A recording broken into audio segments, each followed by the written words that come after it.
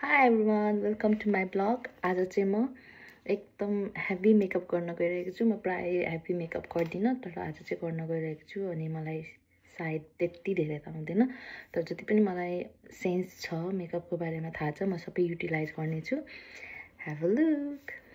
So प्राय चाहिँ म यसले नै पुरा गर्छ किनकि सनब्लक र यो लगाएपछि सक्यो होइन, म फाउन्डेसनहरू लाउँदिनँ, तर आज फर्स्ट टाइम लाउन आँट्दैछु। फर्स्ट अफ अल प्राइमरको सस्तो प्राइमर लिटल बिट म चाहिँ अनि प्राय ह्यान्डै युज गर्छु होइन। I don't like pups and everything, मलाई सेट हुँदैन जस्तो लाग्छ, सो म चाहिँ ह्यान्डै युज गर्छु।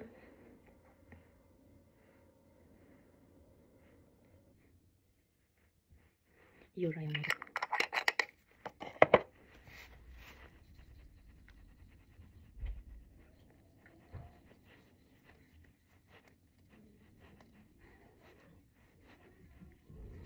आज म तलसम्म पनि युनिक यहाँसम्म जान्छ, त्यही भएर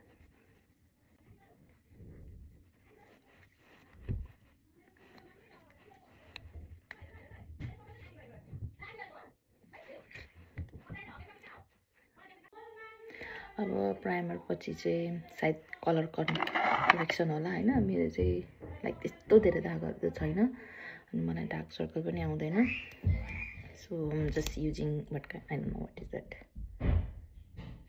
सायद फाउन्डेसनभन्दा अगाडि नै लाउनुपर्छ होला यो।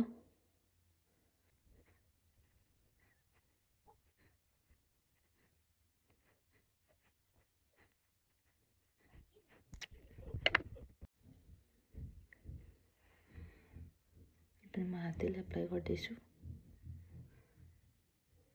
भनेर मलाई फाउन्डेसन मन पर्दैन भनेर अब फाउन्डेसन त लाउनै पर्यो। आज त फाउन्डेसन त लाउनै पर्यो नि।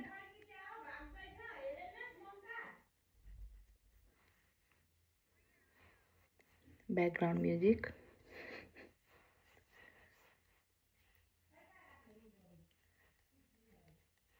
अनि म चाहिँ ब्लगहरू बनाउनु बस्दाखेरि मेरो बेबी छ होइन, 3 वर्षको, ऊ चाहिँ डिस्टर्ब गर्न आउँछ। अब कतिखेर आइपुग्छ थाहा छैन। So that's colour correction.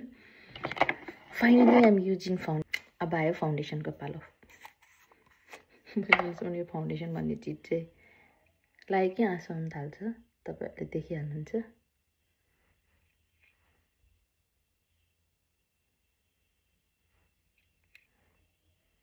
Really खासै भन्नुपर्दा चाहिँ मलाई फाउन्डेसन मनै पर्दैन, त्यो पत्या जस्तो लाग्छ, त्यही भएर पनि म हेभी मेकअप गर्दिनँ।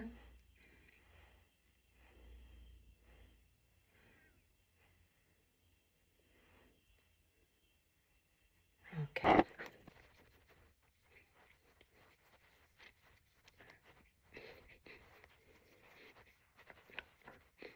यो भएर चाहिँ फाउन्डेसन मन पर्दैन।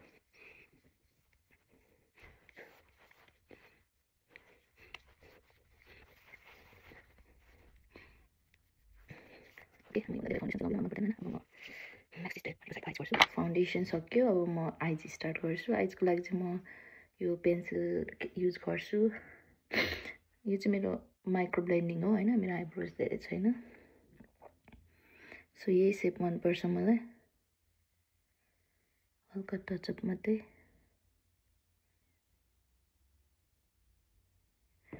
मेन भनेको आँखी भाउ हो कि, यो आँखी भाउ राम्रो गरेन भने, आइब्रोज गरेन भने फेरि पुरै मेकअपै नराम्रो देखिन्छ। अनि मलाई चाहिँ यही स्टाइल मनपर्छ होइन। हल्का लाइनर मिलाउँछु स्मुचिङ गरेर।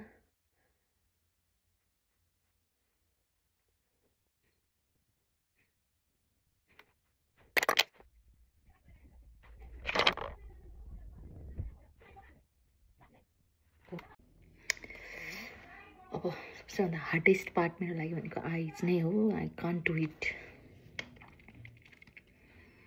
So let's start with some colours.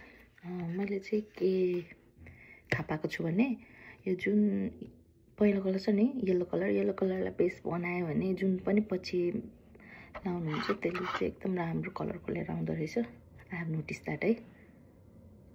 So म डाइरेक्टली एप्लाई गरिदिन्छु एकदम फार साइडसम्म पनि, जति पनि एरिया भ्याउनुहुन्छ सो यो भयो येल्लो कलर।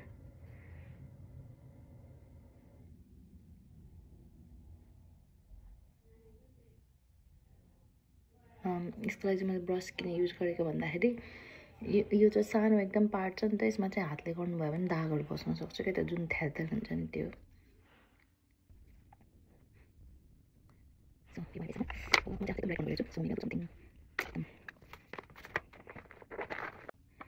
सो मैले बेस येल्लो कलर गरिसकेँ। अब म गर्न गइरहेको छु।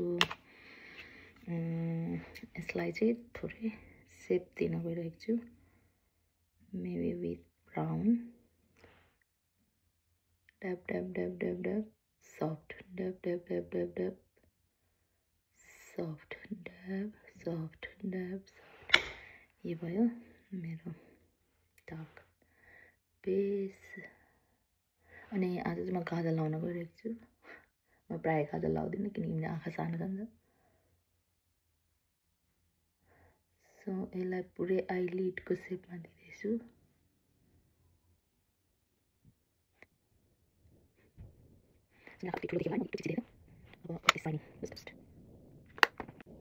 सो मेरो बेस अनि डार्क ब्राउन फिनिस भयो। यसलाई हल्का म यो सेन्टरमा यो साइनिङ दिन्छु, just on the centre only, centre of the eyelid.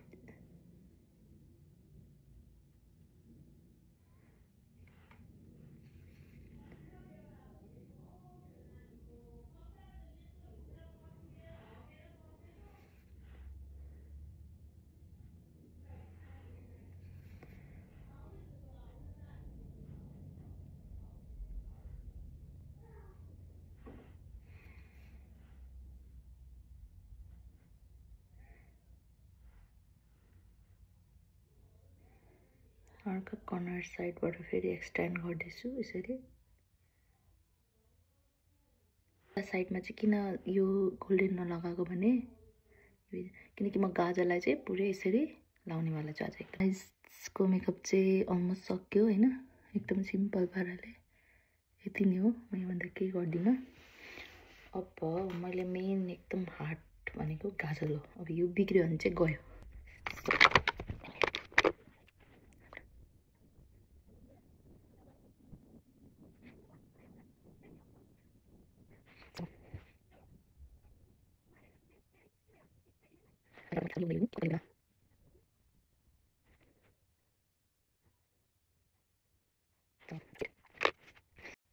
अब फाइनली यो एरिया जसमा चाहियो मलाई ब्लस। मलाई ब्लस चाहिँ सस्तै लाउँछु। सो अलरेडी यो हेभी भयो नि त, त्यही भएर यहाँ चाहिँ एकदम लाइट एन्ड डिम गर्नुपर्छ। मैले careful, oh sorry I forgot, कहिले गर्दिनँ नि त मेकअप, त्यही भएर मैले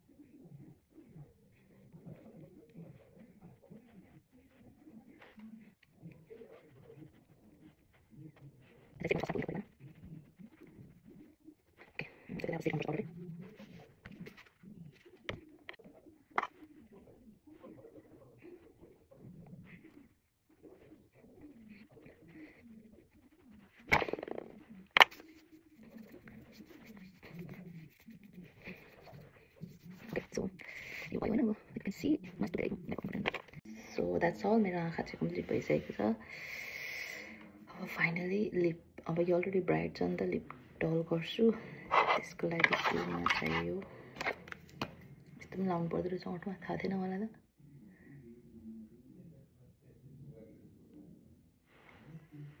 ओके, आउटलाइनर अहिले एकदम फेसन छ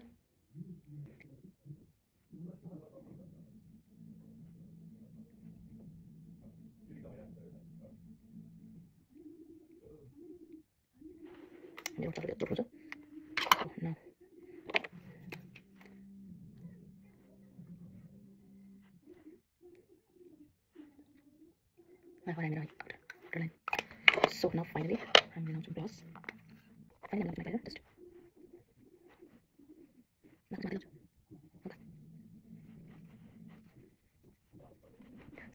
So finally म चाहिँ रेडी भइसक्यो विथ हेभी मेकअप आज चाहिँ मैले फाउन्डेसनहरू सबै कुरा लगाएर गरेको अनि अब म हेयर गर्न गइरहेको छु So guys, rate my full makeup look.